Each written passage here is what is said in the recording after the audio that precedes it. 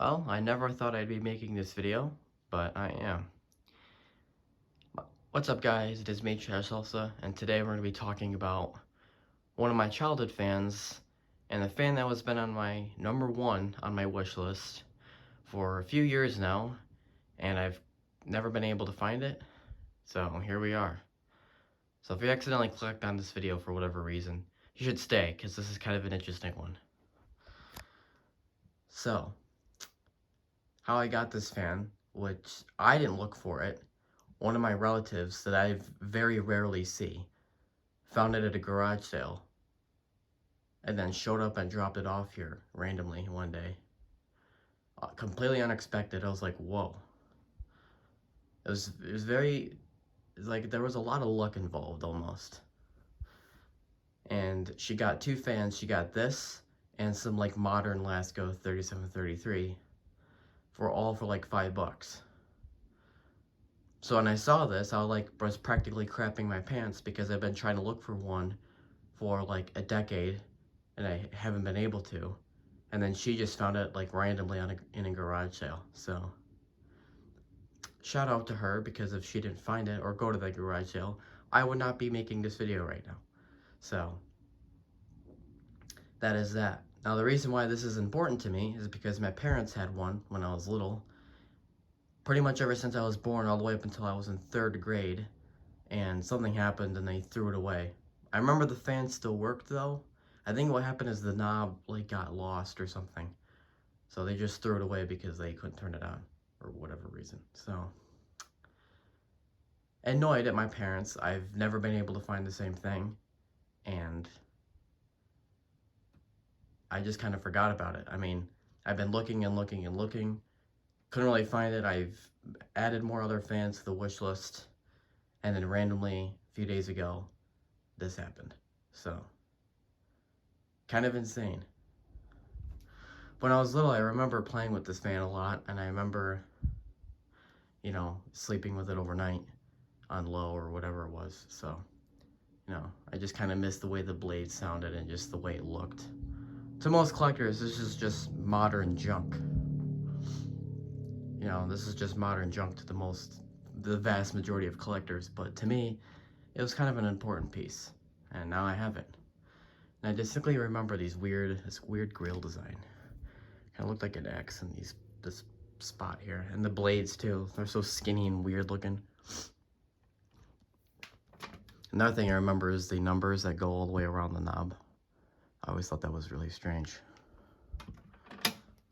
Now this fan is practically in like mint condition. The only thing wrong with it is it's missing one of the other feet, and it just needs a thermal fuse, because when I got this fan, it did not work.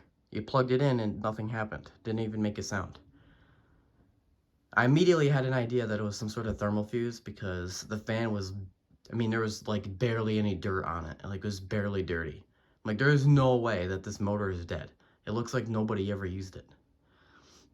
Like, the dirt and dust that was on there might have been just like surface dust. Like, someone like left it in their garage or something. I don't think anyone really used it that much. So when I was working on it, I took the motor apart, found where the fuse was. I just took the fuse out because I don't have a replacement right now, and I just jumped the wires together, and it started working. So, I have not ran this overnight yet, and I can't until I find another fuse, because I don't want to leave this unattended without any fuses. But, yeah. Alright, enough blabbing, let's get into the fan. So typically these would be like gray. I don't know why. I mean, on camera it looks gray, but for me it looks like a tealish color. It's kind of weird. Why is this not focusing? Stop. Here's the information. I don't know much about the ones that my parents had. It might have been an FB50-A1 or maybe an A3, because this one looks basically identical, but I don't know. 0.75 amps, which it does draw on high, so that is correct. It's made by Medea, and yeah, I think Medea, I don't know. If I'm not wrong, they were owned by SMC, or they got bought out by, they had some sort of relation to SMC, which is another fan company. So that might explain why this fan is kind of a better build, but I don't really know. And then this is November 2005. So, yeah, pretty neato. Now the fan, it's kind of a weird thing. The fan foot that it has is like the Lakewood style one from like a P53 or the Lakewood 223. And it's got this weird like system in there. But what's weirder is it is compatible with all the Alaska ones. See? I have Alaska one in there right now because this foot doesn't do anything. So it fits with Alaska and Lakewood foot. Or feet, I should say. So I thought that was kind of interesting. And so yeah, that's where the fuse was in that little thing here. All I did was I just bent the wire over, put tape over it, and then just twisty tie it into the brace. And look at all that wiring up there. This yeah, it's got a pink capacitor. It's funny. It's got the limited edition Barbie girl capacitor. Anyway, here's the handle. It's one of those really floppy handles, which isn't bad, but sometimes it'll stand up like this, and then randomly, like 2 minutes later, it'll just fall. Like that, and then it'll just scare the crap out of you because it's been like 2 minutes of silence, and all of a sudden you just hear that sound. Anyway, and the knob, I don't know why, these knobs always yellowed. I mean, there's nothing else is yellow but the knob. So, I don't know, weird. And the grills do clip in, which you can kind of see. In the restoration, if you're wondering, I have a way to get that in and out if you have one and you don't know how to take it apart.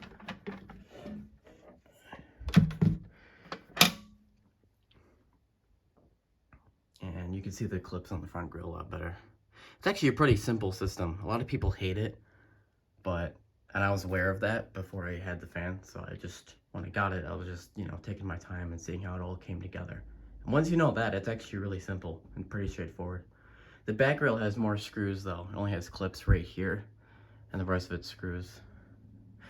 And I like this. They actually took the time to put an extra screw here so it doesn't rattle. I like that. Now the motor had this like rain guard thing, like a black cover on the front and back. Like I said, it's for rain, so if you put it in the window, the rain doesn't short the fan out. I just took it off because, I mean, there's like no air flow going into this motor. So I just took the black thing off, and I don't ever use this in the window. I mean, who does, right? So, but yeah, it's got like a weird golden iridescent motor. Don't know who makes it. It's a desk fan motor, because the way the shaft is, it's got all the stuff for a desk fan, and it's got the threading and all that. So they just put a desk fan motor in here, then just put the brackets on there so it fits the box fan brace. Pretty interesting, if you ask me. And then, yeah, the motor's got some ventilation holes. There's just like little holes here and there, so yeah. I did temperature test the motor. It's not, like I said, it hasn't ran overnight yet, so it's not 100%.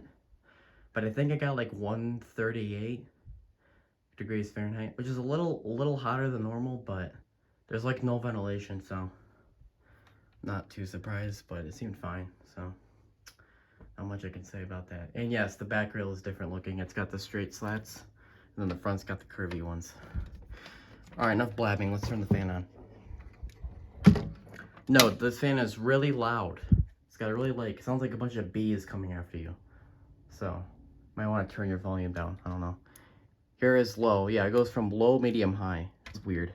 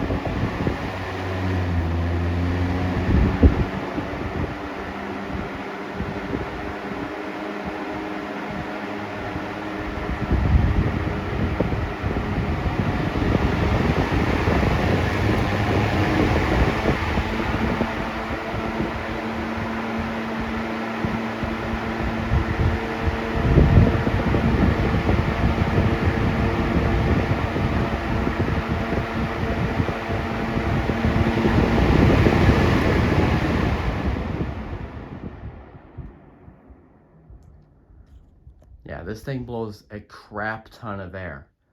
It's shocking.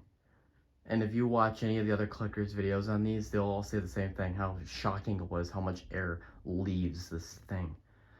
Because you look at those blades, you're like, there is no way that moves any air. And the pitches, there's not like barely any pitch in the blades either.